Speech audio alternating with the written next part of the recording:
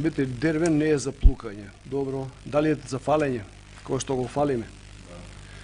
Значи, градоначалникот уште малце ќе не расплачеше со приказките, меѓутоа јас нема да коментирам, ја ќе се задржам само на извештајот, она што го гледам тука и што го читам, тоа што ми беше доставено. Во извештајот на страна 2 наведено е колку се загубите од таа произведена вода. Тоа е значи преработена вода во фабриката за вода испорачена во системот.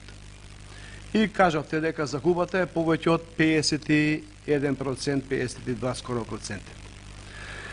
Меѓутоа, она што го гледам во јас во извештајот, образложението за оваа состојба е дека загубите се последица на превземањето на водоснабдителните системи во Отовица и водоснабдителниот систем во населба Трпезица, населба Дурутовец и Целошево. Како може во 26-та година да се наведува ова во извештајот дека загубите се од превземањето на овие системи, ако овие системи се превземени во 20-та година и во 2018-та од Целошево.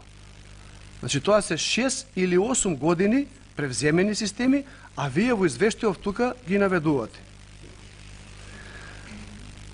2 водоснабдителни системи ви предизвикуваат 52% загуба. Значи, вие треба да превземете мерки да ги намалите загубите преку детекција на овие скриени дефекти што ги имате, читање на водомери, контролата на загубите на водата и кражбите на водата. Во извештајот пишувате дека 2 системи ви направиле најголеми загуби на овада. Јас преска поставив прашање. Еви вас ќе поставам. Во интернатот Лазар Лазаревски на претходна седница сите советници слушнавте дека се пресметува паушал. А јавен објект и многу голем потрошувач. Колку е реалната пресметка на интернатот? Го субвенционирате интернатот вие?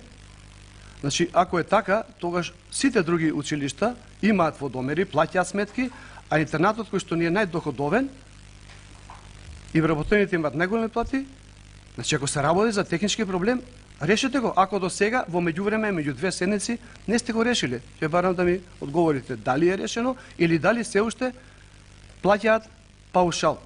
Согласно кој закон се врши таа наплата? Наведувате дека во овој дел исто така дека има потреба од нови вработени. Па вработете таму каде што имате најголема потреба за справување на овие проблеми. Понатаму, во извештајот убаво сте навелен дека процентот на непригодуваната вода е еден од клучните индикатори преку кој се оценува успешноста на работата на давателите на водни услуги.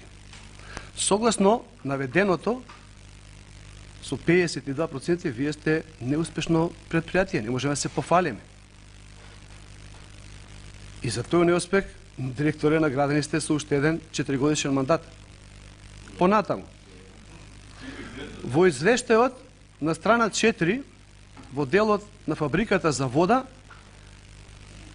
наведувате дека контрола на безбедноста на водата се врши согласно Правилник за безбедноста на вода, службен весник на Република Македонија 46/2008.